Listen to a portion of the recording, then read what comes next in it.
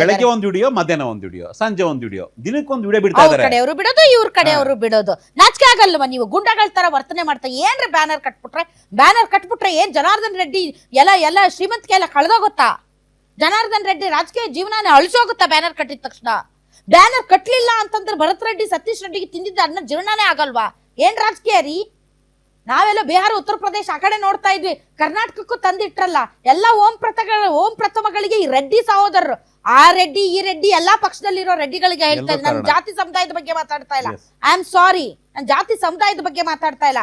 Particular ಆಗಿ ಗಣಿ ದುಡ್ಡನ್ನ ಲೂಟಿ ಹೊಡೆದು ಮೆರಿತಾ ಇರುವಂತ ಇಂಥವ್ರ ಬಗ್ಗೆ ಮಾತಾಡ್ತಾ ಇದ್ದೀನಿ ನಾನು. ನಮ್ ಕರ್ನಾಟಕನ ಇಡೀ ದೇಶದಲ್ಲೇ ಅಸಹ್ಯವಾಗಿ ನೋಡುವಂತಹ ಒಂದು ಪಾಲಿಟಿಕ್ಸ್ ಅನ್ನ ತಂದಿಟ್ರಲ್ಲ ನೀವು. ಬಿಜೆಪಿ ಮತ್ತು ಕಾಂಗ್ರೆಸ್ ಅವರು ಈ ಲೆವೆಲ್ ಪಾಲಿಟಿಕ್ಸ್ ಮಾಡ್ಬೇಕೇನ್ರಿ? ಈ ಲೆವೆಲ್ಗೆ ದ್ವೇಷ, ಈ ಲೆವೆಲ್ಗೆ ರೌಡಿಸಮ್, ಈ ಲೆವೆಲ್ಗೆ ಗೂಂಡಾಗಳ ತರ ವರ್ತನೆ ಮಾಡಿ ಇಡೀ ರಾಜಕೀಯದ ಪಾವಿತ್ರ್ಯತೆಯನ್ನ ಹಾಳು ಮಾಡಿದ್ರಲ್ಲ ನೀವು.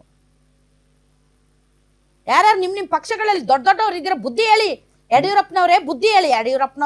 ಯಡಿಯೂರಪ್ಪನವ್ರ ವಿರುದ್ಧನೇ ಇವ್ರು ಮಸಲತ್ ಮಾಡಿದವರು. ಯಡಿಯೂರಪ್ಪನವರು, ಸಿದ್ದರಾಮಯ್ಯನವರು ಇಂತಹ ಒಂದು ನೈತಿಕತೆ ಇಟ್ಕೊಂಡು ಪಾಲಿಟಿಕ್ಸ್ ಮಾಡಿದಂತಹ ಪೊಲಿಟಿಷಿಯನ್ಸ್ ಇರುವಂತಹ ಪಕ್ಷಗಳಲ್ಲಿ ಈ ತರ ಗೂಂಡಾಗಿರಿ ಮಾಡುವಂತಹ ಸಂಸ್ಕೃತಿನ ಬೆಳೆಸ್ತಾ ಇದ್ದೀರಲ್ಲ ನೀವು, ಕಾಂಗ್ರೆಸ್ ಅವರು, ಬಿಜೆಪಿ ಅವರು.